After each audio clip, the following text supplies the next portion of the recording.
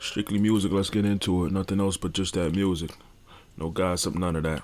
We're just gonna talk about the sonics and the acoustics of the whole deal.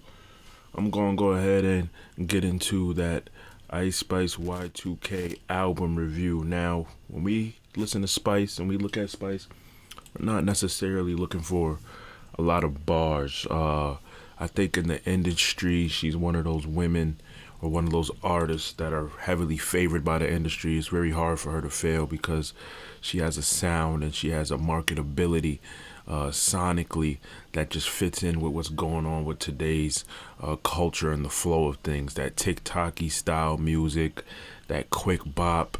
She can get a hit off quickly. If you need one, she might could give you one. So she's somewhere in the middle. I would say maybe like a B plus or like a B tier artist in terms of just the ability to get some shit off quick. And the industry loves that. We are in a streaming era, and if you can ride that wave, you'll be the golden child. Now, in terms of her album Y2K, overall, it was exactly what I expected it to be. I had maybe one or two pleasant surprises, but other than that, it was vintage Spice, and that's not necessarily a bad thing. So Y2K, let's get into it. Track one. Track one had the most bars that I've heard from Spice. Different cadence. Track one is Fat Butt. Seems like there was a conversation of some kind behind the scenes, and someone say, "Yo, we gotta switch it up." Now, my question as far as track one is concerned is, did she write this? If she writes that, if she's the one behind that, then I look at her a little different. The bars are rudimentary compared to some of the heavy hitters in the game, but it's more than what I expected from her. It's more than I expected from her. So if she has a pen in there that can get to that level, I'm wondering if they can push her a little bit harder and get the pen up even more. Or if that's even necessary for the type of music that she makes. Do we want to see a pen from Spice, or do we just want the bops? She showed a little bit of a pen in Fat Butt, and I was actually like, okay, there may be more to this artist than I thought, but I don't know if she wrote that. And since we gonna go strictly into the music, and we not gonna go into the politics of the behind the scenes and who wrote what, we just gonna say it was a decent track. Now track two, Oh Shh, featuring Travis. Travis is a cheat code. But she goes right back to that vintage Spice. She goes right back in that bag. From track one to track two, it was a very short walk for her to get back into the bag that she knows. Back to that rudimentary flow that she got, that stop and glow, that a few bars, pause, few bars, pause.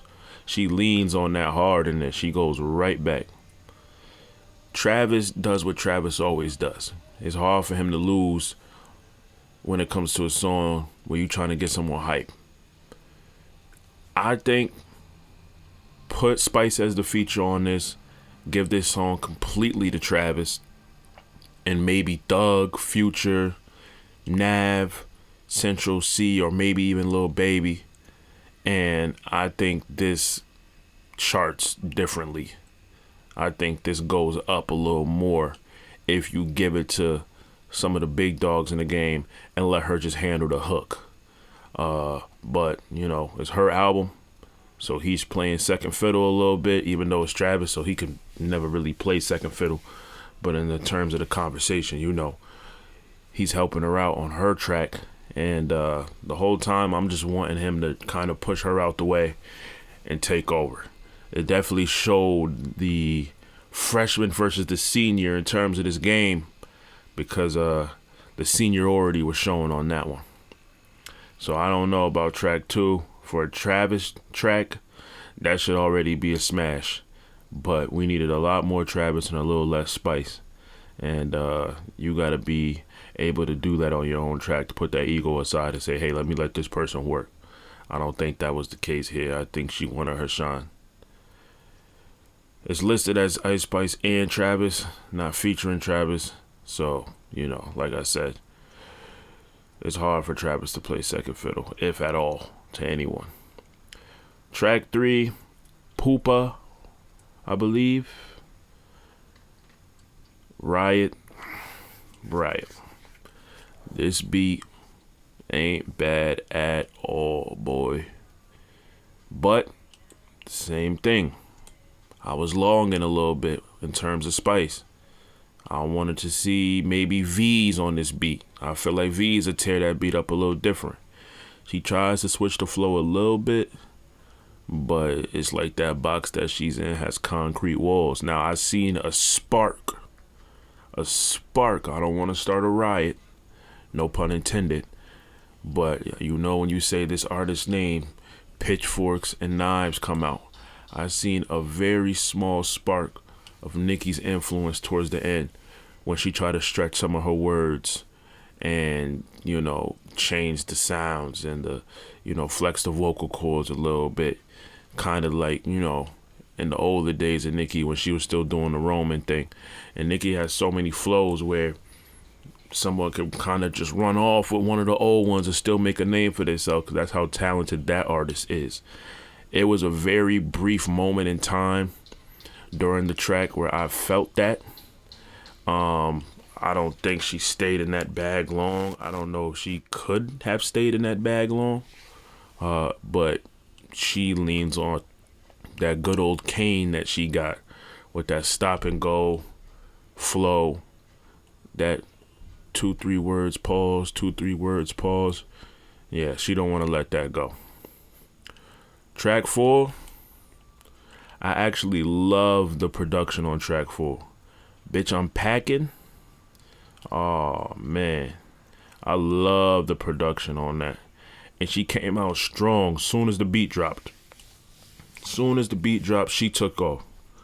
I would love to hear more of this type of spice. This is probably one of my favorite songs, or maybe even my favorite song on the project, because it's like a different spice. And I think that's really what I was looking for. I'm not a spice fan, so it's not tailored towards me. But to hear some different spice is good. It's pleasing. It was like that mosh pit music. Like, I feel like I could play this in a completely different setting and it will still go.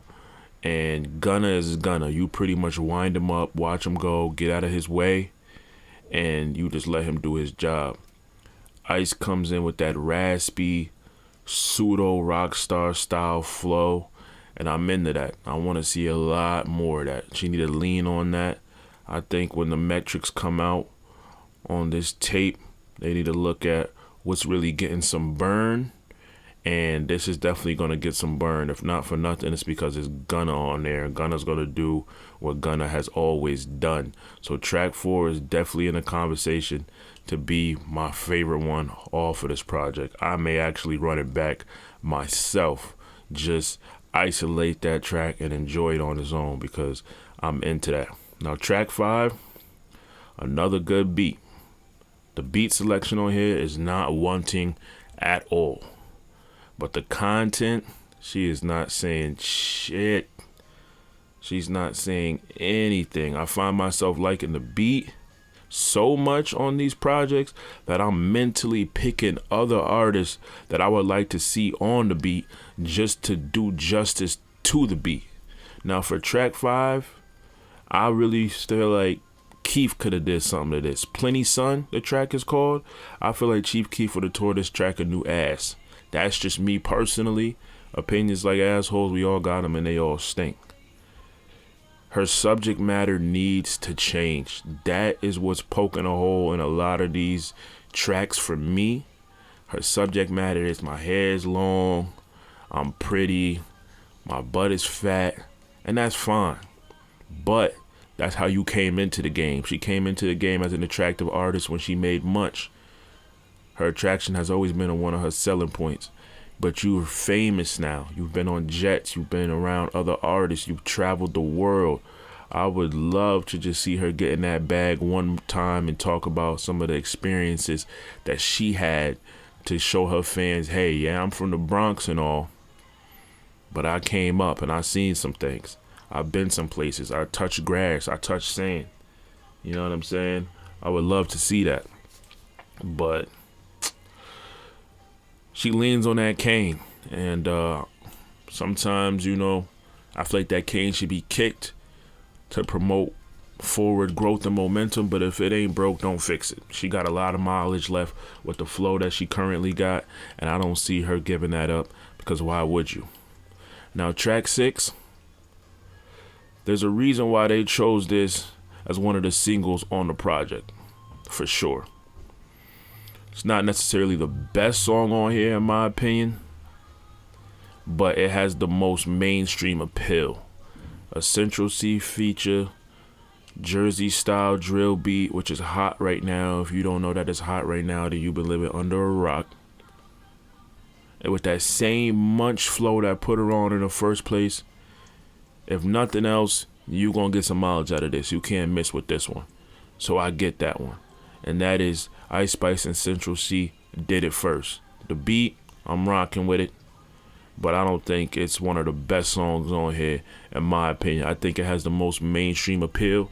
And if you judge song quality by mainstream appeal, then I guess by that logic, it is the best song on here. But in my opinion, STriCTLYMuZik, that's all I'm talking about. I don't think it's the best one on here. Now, track 7, BB Belt. Riot showed his ass on this beat. Now, her flow is the same that we could usually expect from her, which is my biggest critique on this whole project. But the chemistry between her and Riot pushes this over the top for some reason. Granted, flow is the same, subject matter is the same, but it's almost as if they locked in this moment to the point where she got in her bag, but she got deep in it. She got deep in it. She got all the way in her bag, and you could tell she got deeper in her bag when the poop references start coming out. The poopies and the poop. That's her joint. All rappers got something they lean on, certain ad-libs they lean on when you could tell that they really feeling it, and she really got in her bag. I think this might be top 5 or shit. I really think probably top 3 songs on the whole entire album. Track 7, BB Belt. Riot really went crazy. I think she fed off that. I think someone is pushing her, because when Riot really turns all the way up, I see her turning up more. So there is growth in there that wants to be had. I just feel like we may not see it until maybe another album or two, because as of right now, there's no real reason for it. You're going to get the mileage, you're going to get the TikToks, you're going to get the burn, you're going to get the play. So you're going to get paid, you're going to get bookings. So, you know, sometimes STriCTLYMuZik, that shit falls to the wayside when the money's involved. But that's here. That's here. That's what all we talk about here. So track 7, I think it's up there with the track 4 with Gunna. So I would say track 4 number 1 and track 7 maybe number 2. Now track 8, this whole album is for the ladies. We get that. It's a Spice album. Maybe 1 or 2 slaps for the guys like the ones I just mentioned. That's just me personally. I don't discriminate. If I like the track, I like it. If it's fire, it's fire. But this track takes that concept and it leaves Earth with it. Fat butt, excuse me. Man, listen. If you in a function with ladies and this comes on, you want to get as close to them as possible, because they going to do their thing. This is all the way for them. And they do it well. It works. This track really works. It got to be up there in the top 3. It works. It does what it's supposed to do. It gave the ladies an anthem. And I can't even say I myself find it obnoxious or annoying. I think it's a track that should deserve some burn, because it's a good track. Maybe the 3rd best track on here. Now track 9.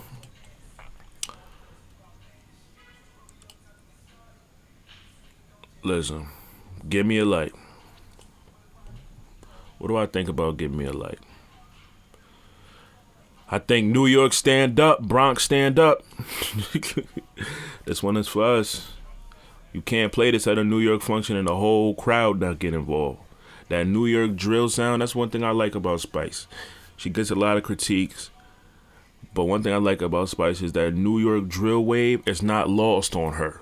And as a mainstream artist, she could have left that alone. She didn't need that, but she took it with her. That New York drill scene is not lost on her. And when she does decide to put that jacket on, she wears it well. And the beat is self-explanatory. I don't know if Spice has a monopoly on Riot beats, but we need more Riot, and we need Riot everywhere. No Diddy. Their chemistry is top tier. For the lane that Spice is in, their chemistry is up there. She definitely created a lane like Pretty Drill or I'm a Pretty Girl, but I'm still outside. I'm in the delis and stuff. And Riot fits in with that. And he pushes that. Track 9, for me personally, track 9 and track 8 are interchangeable. Thank You to Shit, aka Fart, which is track 8, versus Gimme a Light, which is track 9. I think they can battle for 3. If you put one above the other and put the other at 4th, I wouldn't be mad either way. Now, to top the whole track off, we have track 10, TTYL, Talk to You Later. Now, this track here, a whole lot of nothing. This seems like a filler, like a quota needed to be reached. Like we need 10. Maybe you had 8, maybe you had 9.5, and we need 10. And they reached in the bag and pulled TTYL out. This was close enough sonically to the sound of everything else, but it didn't add anything. It didn't add anything. You could have chopped this song all the way down and turned it into straight ad-libs and sprinkled it across the track, and it wouldn't be missed. So this did nothing overall for the project. It didn't add anything overall for the project, in my opinion. And I think they could have did without that. But overall, this Spice project here, I don't think it's bad. I think she has a lane, and we tend to grade everybody on the same scale, but music is a spectrum, and I'm talking strictly music, nothing else. She's in her own way. Not in terms of growth, but in terms of I'm out the way. She's a pretty girl. She makes pretty music for other pretty girls that still be in the mix to an extent. And she's still sticking to that subject matter that got her famous in the first place. If nothing else, I give her respect for paying homage to where she came from. She still raps and talks about the things that she rapped and talked about before she got to this level of fame. And then you see her still revisiting the New York sound, which I believe is a beautiful sound that we have right now. That's not getting as much burn as it should, because a lot of our mainstream artists that pioneer that sound or push that sound, we lose them to violence or jail, or they don't have enough of a push to bring it to the light like it should be. And she, being the artist that she is, reaching in that bag by choice, because she can go a completely different way. And she's showing that, hey, Bronx, Fordham, New York, stand up. For that, you gotta respect it. And I respect it. Ice Spice, Y2K, overall, 7 out of 10 for me. Solid 7 out of 10. And the reason why I say a 7 out of 10 is because she got some slaps on there. The slaps on this album are like the legs of the table, and everything else is just the spread. Track 4 with Gunna, I believe, is the best song on here. It's the most diverse song she has on here. And there is a lane for that mosh pit sound. If she ever want to get involved, maybe link up with Cardi or Destroy or any other Opium Boys. And there's a few others. I wouldn't mind seeing her with someone like Uno. Uno and Gunna have also collabed in the past. That song she got that I'm referring to is with Gunna. So, hey, get at each other. I'm here for the music and nothing else. But with that being said, Ice, good job. Keep dropping. I would love to see some more from Ice. But strictly music, nothing else. Y2K, 7 out of 10. Go get that. Go get that.